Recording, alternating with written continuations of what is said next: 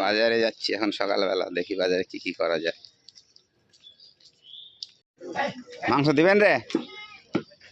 কেমন করে হাত ছাপা করে শালা খালা তেলগুলো দিয়ে দিয়েছেন রে। সেদিন বাপ বেটা মাংস খান না, শুধু তেল আর তেল রে। হাট এক্সট্রা একটু তেল দেয়নি গত সপ্তাহে, এক্সট্রা নেই নিবি লাগবি না। হ্যাঁ বাপরে তেল আর তেল। দেবো ভালো থেকে দে, তেল যেন কম থাকে আজকে, নাহলে দেখছি বুঝতে পারছি। হ্যাঁ 2 কিলো খাই বলে 2 কিলো, বাড়িতে তো আমরা 2 থেকে 3টা লোক, আর বলে 1 কিলো দিবে, 2 কিলো দিবে। দেখো না এদের কথাবার্তা। মাংসটা কিন্তু ভালো দিবি কিন্তু বলে দিলাম আজকে, নাহলে বুঝতে পারছিস। তোর 1 কেজি নিলাম।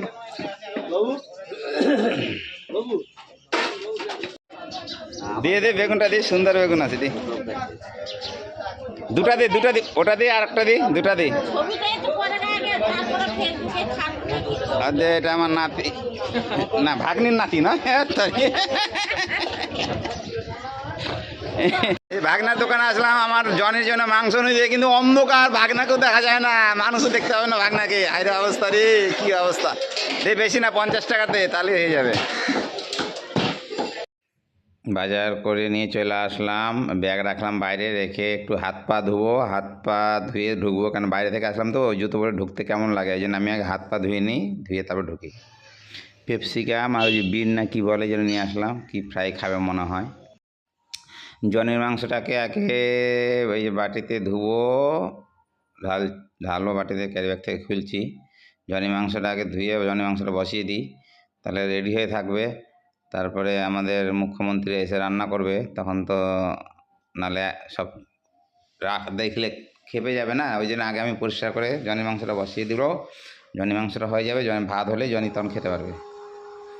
আর আমাদের মাংসগুলো এখন বাজবো, একটু ধুয়ে টুয়ে পরিষ্কার করে রাখি, লটকন থাকে তো পরিষ্কার করে রেখে দিই, তাহলে রান্না করতে সুবিধা হবে। নাহলে অনেক সময় লাগে বাছতে কুছতে, আমি ওই জন্য পরিষ্কার করে রেখে দিচ্ছি, তাহলে ওরও মনটা ভালো লাগবে। নাহলে আবার আমাদের মুখ্যমন্ত্রী তখন তো আবার মানে দিমাগটা গরম হয়ে যাবে।